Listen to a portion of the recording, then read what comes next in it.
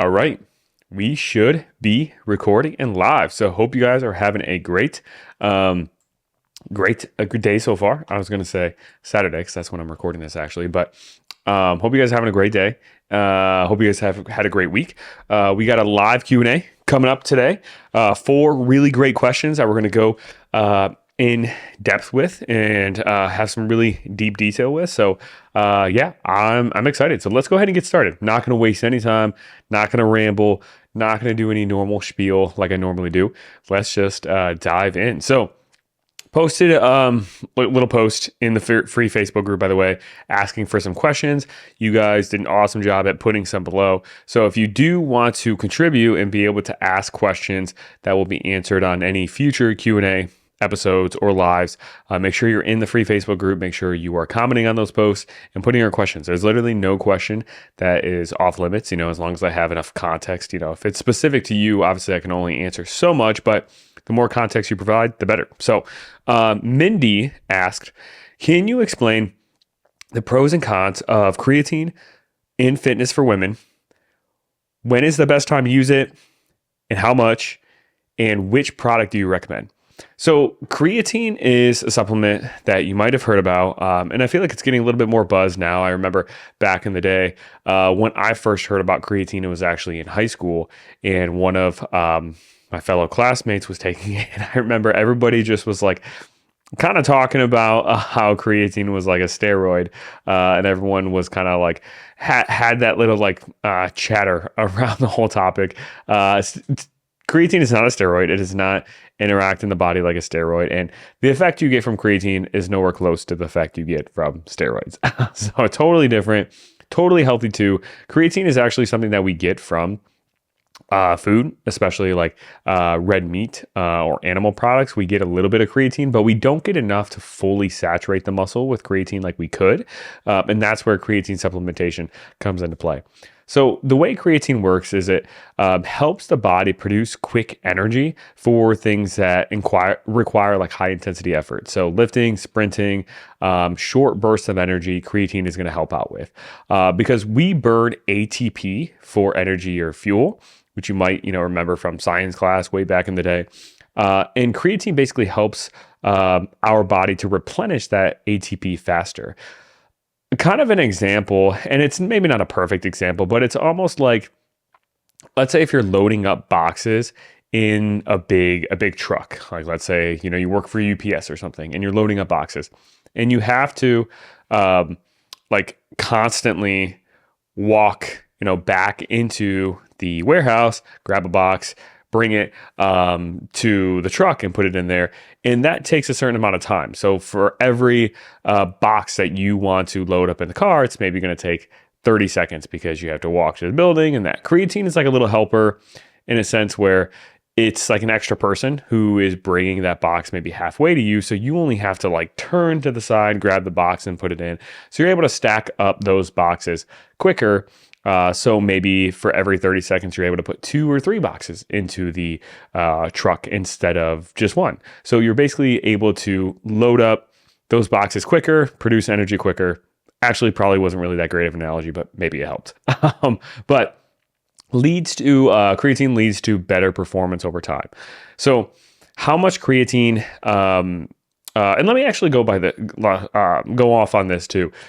Creatine has gotten this rap that it's like this bodybuilder supplement. And if you aren't like someone in their 20s, a male trying to get as jacked as possible, that it's not like worth taking or it's pointless. But that's not the case. Creatine can have a lot of benefits for women, especially women as they age and menopause, to help them to maintain muscle mass. Also, creatine can potentially have some cognitive benefits too if you are cognitively impaired, it seems like.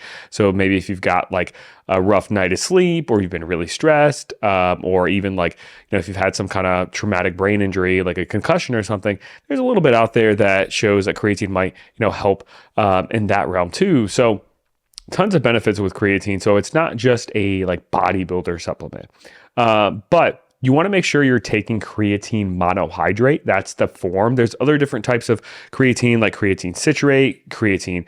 I don't know. I know there's a couple of other ones, but those don't they haven't been shown to be as effective as creatine monohydrate. And also there are other forms of creatine you might see out there that are marketed towards like women specifically. Like I swear I've heard something along the lines of like some kind of like pink creatine or something like that. That's like, oh, this is creatine special for women. That's just all marketing stuff, marketing BS. Creatine monohydrate is going to work for women, for men, whoever. So creatine monohydrate is the form you want to buy. You want to take 5 grams per day. Some people, if they are larger individuals with larger amounts of muscle mass, might benefit from somewhere up to maybe like 10 grams per day. Some of the cognitive benefits might be beneficial for those higher intakes too, but a really standard of practice for most people is just 5 grams per day. And that's shown to be really safe too. Like a lot of people have had concerns about kidney issues. Is it safe for like younger people or older people to take? Perfectly safe. You know, if you do have previous kidney issues, maybe talk with your doctor about that. But if you are otherwise healthy, you don't have any kidney issues, creatine monohydrate has been shown time and time again to be perfectly safe. It's one of the most researched supplements out there when it comes to like its safety and also its effectiveness. You want to drink it with water, and then you want to drink it like pretty quickly after you mix it together because it does break down pretty quickly once it's in solution or water. So you probably don't want to like mix it together in water and then drink it like hours later. Or I know there are some drinks that even have creatine monohydrate in them, and I'm pretty sure just because it breaks down quickly, that creatine isn't as effective as like if you have the actual powdered form or the pill form and then take it right away. Doesn't matter when you take it. You could take it first thing in the morning, you can take it after your workout, before your workout. It doesn't matter. You can take it later in the evening. You want to take it every day though. You don't just want to take it on workout days. Like it's not a pre-workout supplement. Like you don't get benefit from taking it like immediately after taking it. Like you get the effect when you are taking it multiple days, multiple weeks in a row, and your muscles really get saturated with creatine. Like it's that cumulative effect that gives you that benefit of creatine, not just like in the moment you taking it once. So take it any time of the day. I take mine first thing in the morning when I fill up my gallon water jug. I get a separate little cup that's probably like 3 ounces of water, so not much, and I fill that up with 2 or 3 ounces of water, put my creatine in there, mix it together, and then just down it really quick. I just chug it because it does have a little bit of a gritty texture. So it's not something I really want to like sip on for a long period of time. So I just chug it right away, take it like a shot, and then I'm done. And then I'll have like whatever my first like pre-workout snack or something would be. Or if it's a day where I'm not having a workout first thing in the morning, I'll just have like my breakfast with it there. I do like taking it with food because I feel like it's just digestion wise is a little bit better. And also taking it with some carbohydrates might help its absorption a little bit. But other than taking it with food, doesn't matter, you know, when during the day you take it. But like I said, you want to take pure creatine monohydrate. I buy mine from bulksupplements.com. I buy it off of Amazon, but I buy the bulksupplements.com brand. I'm not like sponsored by them or anything. But I buy pure creatine monohydrate, and it's really cheap, which is great. Like it is, when it comes to performance supplements, it's the most researched and the most beneficial performance supplement out there. Like it's the most reliable one, which is kind of crazy because the effect is still very, very small, which I'm going to kind of dive into in a little bit. So you're not going to probably really notice much of a difference in your gym performance, honestly, but that doesn't mean it's not happening just at a smaller scale, which like puts all of these other supplements into perspective that like anybody who's promising that some supplement is going to make this dramatic improvement in their workouts or their fat loss or whatever it is lying to you, because creatine is one of the most researched and most proven supplements out there to really have an effect for most people. And the effect still is very, very small that you probably don't actually notice when you're taking it. But I think the bulksupplements.com one that I get off of Amazon, I think you can get like 3 months worth. It's either 3 or 6 months worth for like $27. I think it's 3 months worth. So it's basically like $8 or $9 a month So super cheap, when it comes to supplements. It can cause some water retention in your muscle, which is like how it works and a good thing. Like, it should happen. It's a physiological response. When your muscles are storing more creatine, it's going to store more water with there because you want to be hydrated. But just keep in mind that can sometimes cause a little bit of weight gain on the scale initially when you start taking it. So you might see like a 2, maybe even 3 pound bump on the scale the first like couple of weeks you start taking it. And then after that, your body weight's not going to just continuously increase. Like it's going to be stable after that. But as you start taking that creatine initially, your body's going to store a little bit more water initially. So if your baseline weight is, let's say, 200 pounds, just know when you start taking creatine, your new baseline might be 202 pounds. And that way you just don't freak out and think, oh, am I eating too much? Am I gaining body fat? Like that should stabilize, but you might see a little bit of a short-term like bump there. It's not a bad thing. It's a good thing. It's not body fat. It's not going to make you look like fluffy or bloated. Like it's water retention in your muscle. And if anything, it's going to make you look probably more sculpted and shaped because the water is going in the muscle. Yeah, I think that's pretty much all to cover when it comes to creatine. Taking it every day, 5 grams per day, doesn't matter when you take it. Creatine monohydrate, great for women. If you don't lift weights at all, then it might not be super beneficial for you to take. I mean, you might take it for the cognitive benefits maybe that are potentially there if you want. So I would say like if you're not lifting weights, which you probably should be, but if you're not lifting weights, like it might not make as much sense for you to take because you're not really getting that lifting weights benefit out of it. But I know Carrie, she did comment on this question in the Facebook group and said, I take creatine monohydrate, but I don't feel like it's benefiting me like it should. So like I kind of mentioned before, you probably are not going to actually notice the performance increase you see from creatine. Like it's not something that's going to be huge where now all of a sudden you start taking creatine, now you can squat 20 pounds more, next week. It's very small. Like it's going to help you get an extra maybe rep here and there.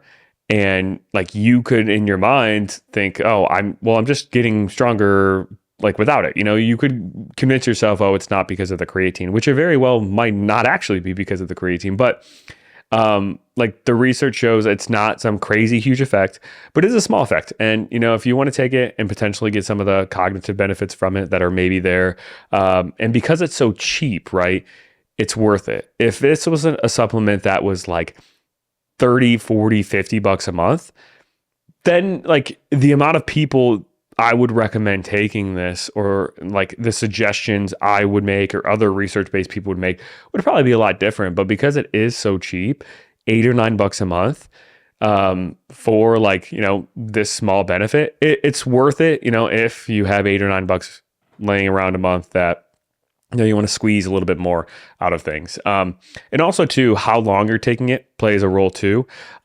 You want to take 5 grams per day. And probably within 2 or 3 weeks of doing that, that's when like your body will actually start to be saturated with the creatine to actually get some kind of benefit from it, because we don't really get too much of a benefit from it until our muscles are fully saturated with it. And it usually takes 2 or 3 weeks if you take 5 grams per day. Some labels will maybe tell you to take 20 grams per day for the first week to basically like saturate your muscles quicker. But I don't recommend that because yes, it's going to saturate your muscle quicker. And now it's going to be a week and you start maybe seeing potential benefits from creatine versus 2 or 3 weeks. So you start seeing the benefits a little bit faster if you do the loading phase and take 20 grams per day. But 20 grams per day is a lot. And that can cause some digestion issues with a lot of people. And in the grand scheme of things, the effect is still small. And creatine is a supplement you're probably going to take like just ongoing for a long time, for years, if you do start taking it. So what's really the difference in the grand scheme of things of like getting a small extra benefit for basically 1 or 2 extra weeks versus if you just take 5 grams per day, it's going to take a couple extra weeks to be fully saturated, but like it doesn't make too much of a difference. So, and you don't deal with those digestion issues. So I would just take 5 grams a day. Don't do the loading phase. And, after 2 or 3 weeks, your body should be saturated from it. And any benefit you do get out of creatine, you should start getting at that point. So great question. Let's go on to the next question. Jennifer, she asked, if someone is doing 4 days a week of workouts, lifting, but they want to add in another day only sometimes, what would you recommend? Would you just pick some of the exercises you're already doing? What is the best way to determine this? Sometimes I'm just in the mood to lift some weights, LOL. So I love that you're just in the mood to lift some weights. I love that. But if you're already doing 4 days a week of lifting, you're probably really not going to benefit from extra lifting.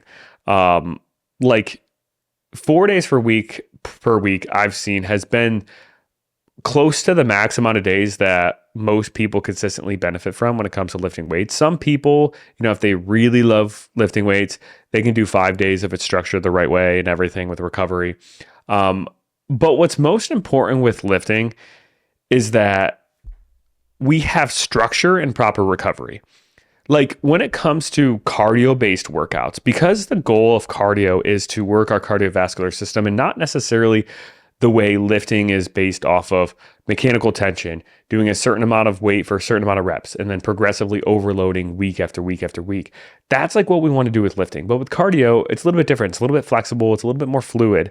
So with cardio, if like some weeks you do 2 cardio sessions and other weeks you do maybe 3, like that's not going to screw up really or mess up your progression when it comes to your like your heart health, right? Because you're not sure, like when we do cardio, sometimes we'll try to make it harder on ourselves to progress. And like if we're running each week, we'll maybe try to do it at a faster pace and everything.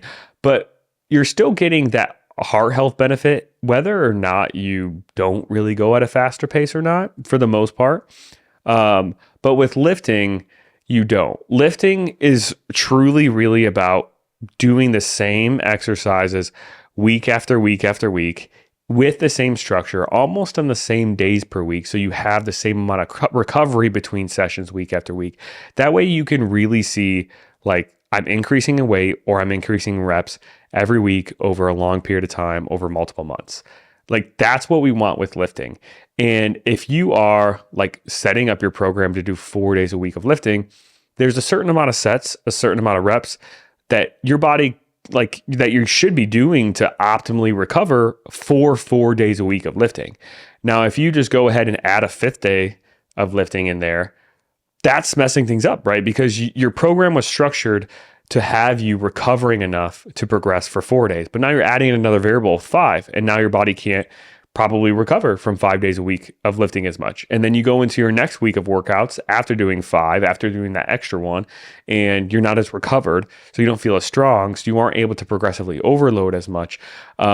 So lifting is really like you want a structured program. Lifting in the beginning, when you're a beginner, you can, definitely build some muscle and get some benefit from just doing random lifting workouts week after week. Some days it looks like 4 days, some days it looks like 5, some days it looks like 3, this and that. And like, you're going to build a base level of muscle that way. But once you get past that beginner stage, structure and repetitiveness, and like the only variable that changes week to week is you doing 5 extra pounds or doing 1 or 2 extra reps within the amount of sets that you normally do. Those should be really the only 2 variables changing week to week, and maybe exercises every few months or every 2.5 months, maybe. But other than that, like the weight you're using and the amount of reps you're doing, within like a 1 or 2 rep window, like we're not going from 5 reps to 20 reps, not saying that, but like doing 1 or 2 extra reps, like those should be the only 2 variables that change. And that's the way to really know if your program is working or not. If you are going up in weight a little bit or going up in reps, like that is showing that you are progressively overloading and likely building muscle. And when you have all these other variables changing within your lifting, it makes there's so much gray area, and it's really hard to tell if things are working or not, which is why like the like workout classes, these gyms that have like these group classes you do together where they are like lifting based, but every week they're changing.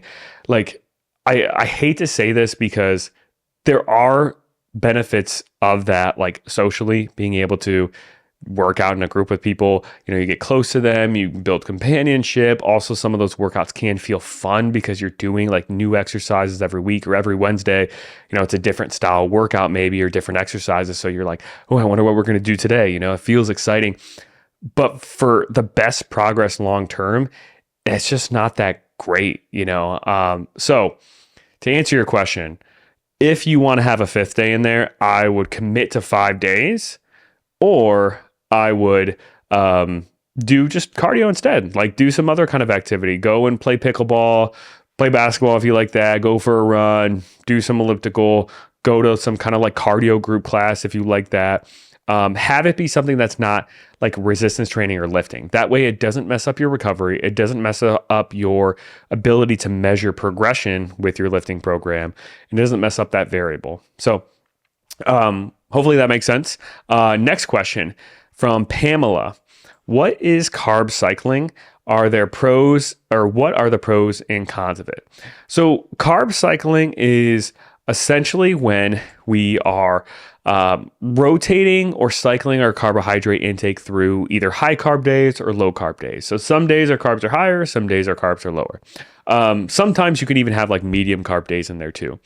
Now, the reason why people would initially do this most of the time, and I'm curious, Pamela, like what would make you want to do this? But there's probably either two reasons why people would do this. Number one is that they think it is somehow really beneficial for fat loss. Like there's some kind of unique thing about carb cycling versus not carb cycling that makes fat loss like happen faster. I know that has been put out there into the world, into the internet, at some point.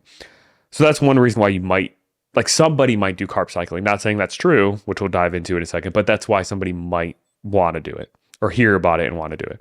Another reason is because their exercise changes so much day to day, or the amount of calories they burn changes so much day to day, that they want to eat more carbs to support that exercise for performance reasons, right? That's another reason why someone might potentially want to do carb cycling. So those are really only the two logical reasons why somebody would think about doing it. Now, when it comes to fat loss, there's no magical benefit for it necessarily. Like compared to like constant carb intake diets, like there's really no difference. And also, something to clarify with carb cycling too. Carb cycling, unless you are dramatically changing your protein and fat intake too, most people when they carb cycle, they're also calorie cycling, because we get calories from protein, carbs, and fats. Those are the three main things we get calories from. Alcohol is the fourth, but most people aren't consistently drinking alcohol every day. So like kind of don't really include that in discussions too much. But carbs, protein, and fat are where we get our calories from. So if your carbs are going from, let's say, 100 on your rest days, let's say 100 grams, which is pretty low, to like 300, let's say, on your workout days, if your protein and your fat are staying the same, then your calories are going to go up, right? Like let's say if you have, and I like comparing this to money because it helps to make it easier to understand maybe, the total amount of money in your wallet is comparable to like the total amount of calories you're eating. And however many $20 bills, $5 bills, and $1 bills in your wallet, make up that total, which is kind of similar to the amount of carbs you're eating, the amount of protein you're eating, and the amount of fat you're eating, make up that total amount of calories. So if your protein and fat stayed the same, so let's say the amount of $20 bills and $5 bills in your wallet stay the same, but the amount of carbs you're eating fluctuates up and down, so the amount of $1 bills in your wallet fluctuates up and down, your total amount of money in your wallet is going to change. Same thing with your total amount of calories. So carb cycling is kind of like calorie cycling, but it's specifically the carbs you're making up and down, but it is calorie cycling too. So we're kind of talking about what are the benefits of eating different amounts of calories potentially, throughout the week as well. The potential benefits of carb cycling or calorie cycling is it might help performance on some days. Like if you have like really strenuous workout days that are more strenuous than other days, it might help support that gym performance a little bit more. Like, let's say if I have a really hard lower body day and it's always on Monday and it's much harder than my other days, it might make sense if I really want to maximize that performance to maybe have a little bit more calories or a little bit more carbs on that day to help fuel that performance a little bit more. It also can help to have some like mental flexibility during fat loss, which is why we do have what we call maintenance days for clients when we are doing fat loss phases. So when we take a client into a fat loss phase, we typically have 5 or 6 days that like we're pushing for fat loss. Calories are a little bit lower, nothing extreme, but they are, on the low end where we have a calorie deficit going on. So we're losing some body fat, but we'll always have 1 or 2 maintenance days, which are actually higher calorie days in there too. Now, a lot of our clients, they don't have specific carb and fat ranges necessarily, at least when they start, because just focusing on calories and protein is like enough for so many people and it keeps it really simple. But on those maintenance days where their calories are a little bit higher, closer to maintenance, those 1 or 2 days of the week, their carbs are likely higher. They're probably not getting all of their extra calories through just dietary fat or extra protein, because we know we're hitting the same protein target basically every day. So we do have our clients like indirectly kind of carb cycle during their fat loss phases, but we just don't call it that. We call it having a couple of maintenance days, and then the other days are fat loss phases. And it's more so the calorie range that we're increasing and decreasing depending on the day. And our carbs just kind of indirectly go up and down. But like I was saying, in fat loss phases, having some higher carb or higher calorie days sprinkled in there that are closer to maintenance can help you to feel like the plan is just more mentally flexible. And that way, you have like a day with more flexibility, like on Friday. If Friday is like pizza night with your family, you have some extra calories to kind of fit those in. And maybe you can fit those in, with some extra carbs there. So I think there is a benefit of carb cycling or calorie cycling to an extent for some extra flexibility there. And it might, help with even just your energy levels and give you like a quick boost in energy during your fat loss phase. Because just when you're eating less calories in a fat loss phase, sometimes your energy tends to drop a little bit more. I mean, you're just getting less fuel in overall. So having like 1 or 2 days throughout the week where carbs or calories are a little bit higher can help your energy level to just feel a little bit better. It also can help to alleviate hunger a little bit too. Some downsides of calorie or carb cycling is it can be a little confusing to some people, like especially if you go the extreme route where, let's say you are actually cycling through, okay, a high carb day, low carb day, medium carb day, and you're constantly cycling through those 3, which is not what we do with fat loss phases with clients. It's 5 or 6 days that are all at this certain mark, and then just 1 or 2 days that are, higher. So if you're doing like high, medium, low, and constantly cycling, you might forget which day is supposed to be your high day. And you're like, oh shoot, like today was supposed to be a high day, but I didn't eat enough. Or the opposite where, oh shoot, today was supposed to be a low carb day and I accidentally ate my high carb breakfast. So it can be a little confusing for some people, kind of messes up their routine a little bit. Sometimes it is beneficial, especially in a fat loss phase, if like you're hitting a low calorie amount or, what you need for fat loss. If you're in like a good groove with that, and fat loss is happening, your hunger isn't too high, and you're in a good routine, eating the same foods every day, and you're crushing it, sometimes it's not a good idea to like rock the boat and purposely eat more. And that might mess up your flow. It might mess up your hunger. It might mess up just your overall like habits of what you're eating throughout the day. So it can be a little confusing and kind of like mess up the flow a little bit. Also, like obviously, if you're somebody who doesn't track your food, if you want to carb cycle, like you're probably going to have to track your food if you don't already do it, because how else are you going to know like how many carbs you're eating, especially if you're going to like try to really dial things in and have specific low, medium, and high days. Like I said, the research shows it's not really that much better in the long term than just like a consistent calorie intake, or carb intake, I should say. But even though I think in fat loss phases, from just all the clients I've worked with in my experience in fat loss phases myself, I think having 1 maintenance day at least a week, if not 2, is really beneficial for most people. But as far as those calories being specifically from carbs, not a whole lot to really say like, oh, we're getting a ton of benefit there. And it might make things just more obsessive for people because like if you're going to carb cycle, specifically carb cycle, you have to like be really diligent about knowing exactly how many carbs you're eating. Which is, like I said, why a lot of our clients, we help them lose 20, 30 pounds without even having specific carb and fat ranges by just manipulating calories and protein because it keeps it a little bit more simple. So also too, like some other notes with carb cycling or calorie cycling, like I think it becomes less important when you are in like a maintenance phase or you're not in a fat loss phase. If you're in a fat loss phase because your calories are lower on those other days to achieve fat loss, your carbs are going to be a little bit lower on those other days to achieve fat loss, which means your body's a little bit carb depleted. Like it doesn't have as much energy as what it probably prefers for its workouts. But if you're eating at maintenance and you're not in a fat loss phase and you're not actively trying to lose weight, your body's never really in that carb depleted or calorie depleted state. So it's going to benefit less from those like higher calorie or carb days because your body's already kind of in homeostasis. So like the more depleted you are, probably the bigger mental or physical benefit you might get from, these higher carb or higher calorie days. So keep that in mind too, that it's probably like really not as necessary when you're in a maintenance phase. And I think like if you were to potentially carb cycle, I think calorie cycling or having different calorie amounts makes more sense. And I think it's more about the mental benefits of when you're in a fat loss phase, having those higher calorie days. I think you get more benefit mentally from it than you do actually like physiologically from it.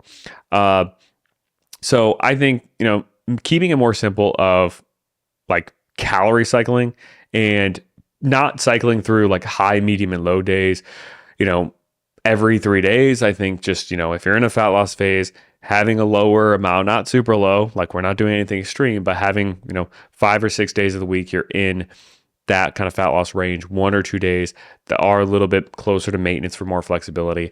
And like maybe having more of those calories come from carbs, like being conscious of it, but not being so obsessive about it either. I think that's probably a better balanced approach for most people. I think one caveat or one, exception would be if you're somebody who has like really drastic differences in how active you are day to day, like somebody who's trains for marathons or half marathons, or somebody who is doing like ultra marathons or something crazy like that, where some days they might get like 5,000 steps and not work out at all. And then other days they're going for a 20-mile run. Like that big extreme in activity level, you probably do want to have some kind of carb or calorie cycling in there so you can support that, exercise on those days. But if you normally get 8,000 steps and like your workout day, you get 8,000 steps, but you do an hour workout, like that's not that big of a difference of activity. Like you might burn a couple hundred extra calories on that workout day, but on your rest day, because of that workout, you might still be burning a little bit extra trying to recover from that. So the differences in your overall calorie burn aren't that different unless you have those extreme, activity days and those days that aren't that active. Or like if you're a professional athlete where you have some days where like you're in the gym doing like three training sessions a day. And then you have other days where you're just laying on the couch all day recovering. Like that's a big difference where having really high carb and low carb days makes more sense. But everyday person, probably unnecessary, other than just the mental benefits of having those like maintenance days within a fat loss phase. So Emily, she asked, and this will be our last question for this Q&A, what does poly, trans, mono, and saturated fat even mean? Which are good and which are bad for you? Because when I see the word fat, I think bad for me.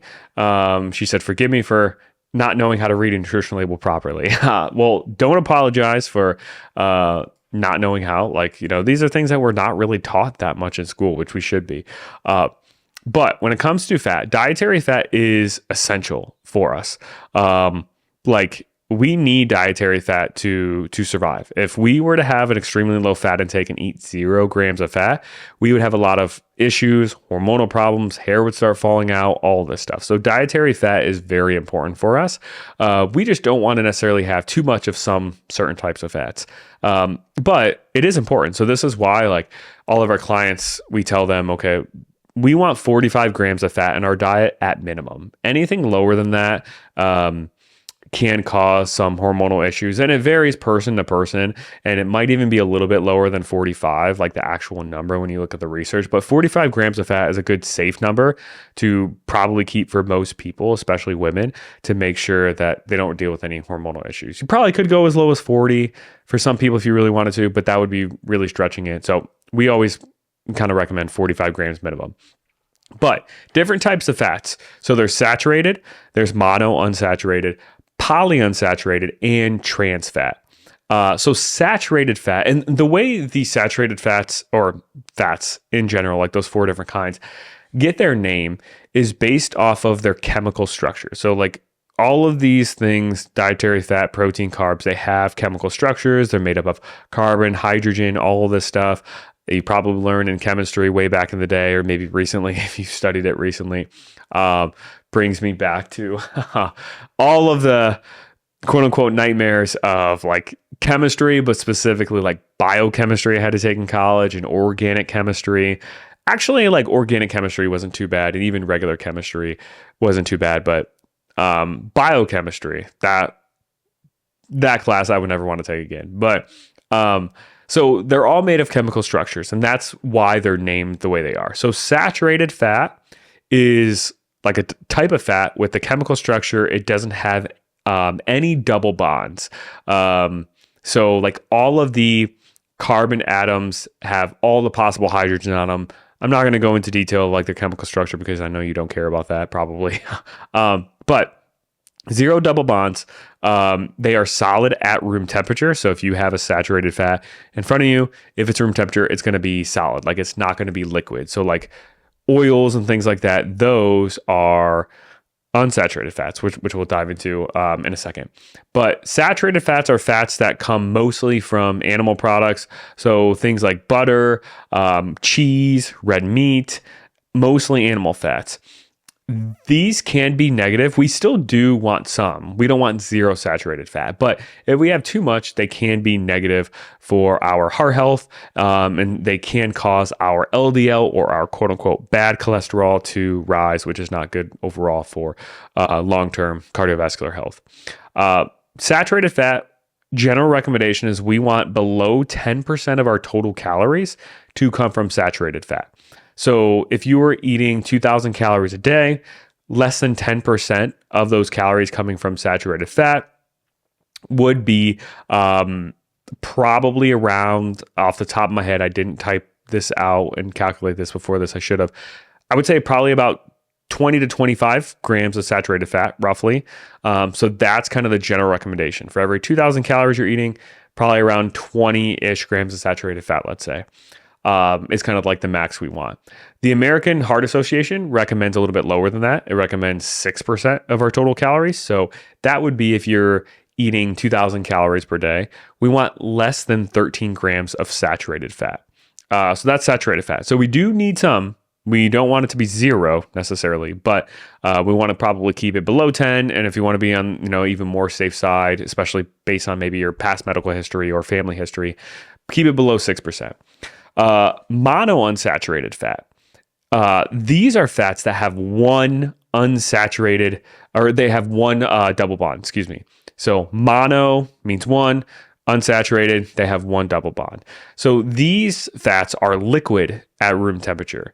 So these are things like olive oil, avocados, avocado oil, nuts. These are going to fall into the monounsaturated category. These are good for our heart health. They help to raise good cholesterol and decrease bad cholesterol. These we probably want around 15 to 20% of our total diet.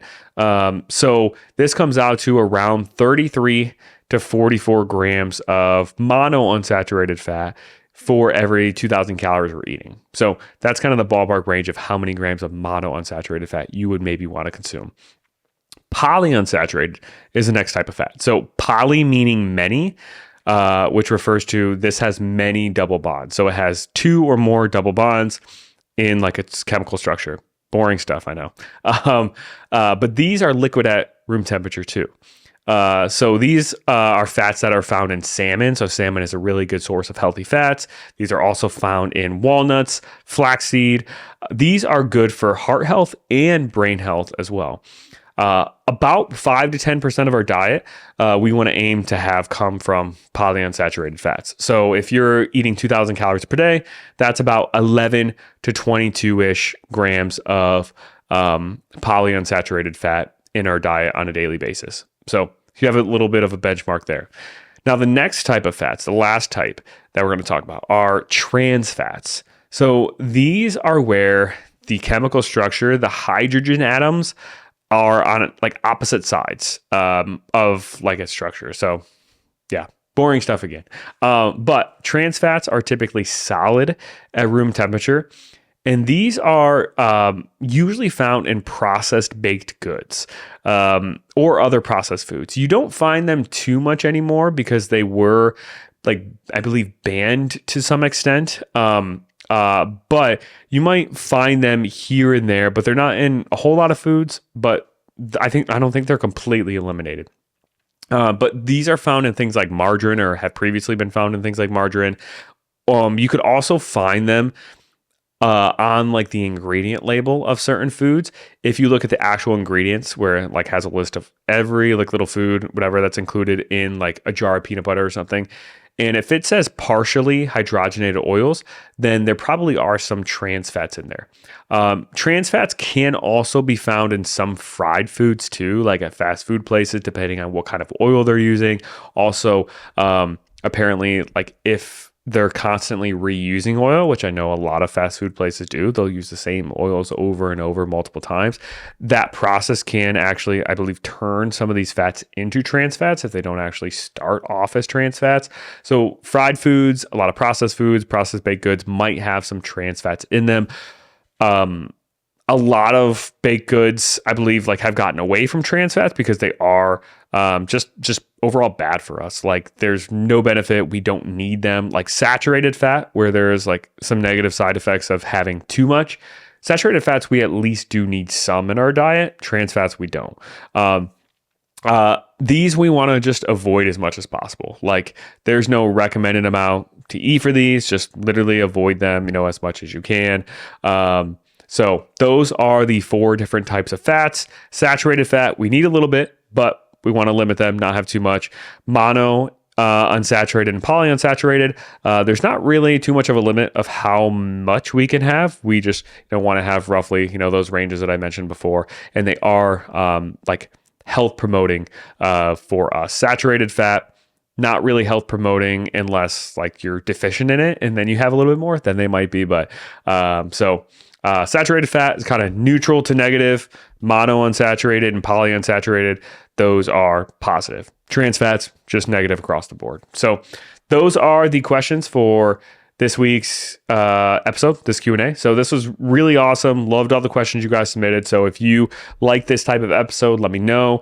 If you want to be able to ask your own questions, make sure you're in the Facebook group. And if you are interested in one-on-one coaching, make sure you click the link in the description of the podcast, or send me a DM if you follow me on social media, and we can talk about how to potentially get you going. So that is it. And I will see you guys in the next one.